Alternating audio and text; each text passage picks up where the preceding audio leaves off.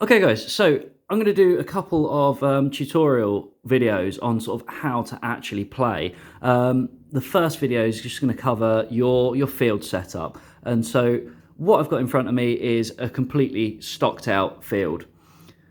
First thing to note is going to be your deck zone. This is where you put your deck, this is where you're going to draw your cards from.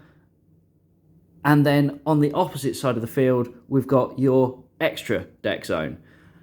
You can't look through your deck at any point during the game unless you've got a card effect that allows you to, but your extra deck you can pick up, you can have a check of, you can have a look at any point.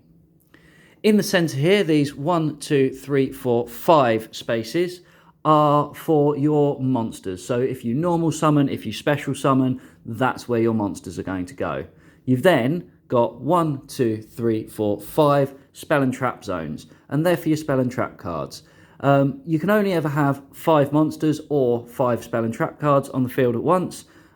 Once those zones are full, you can't have anything else in them. So if I've not got a space in my spell and trap zone, that will stop me playing spells.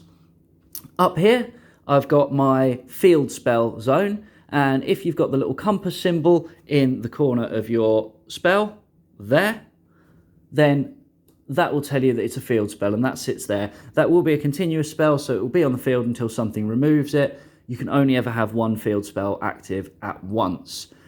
Up the top, we've got our field center, and most field centers will have arrows pointing off them saying extra monster zone. This is where you're going to summon monsters from your extra deck. Unless you've got a link monster, which I'm going to cover later, we can only ever have one extra deck monster on the field at once.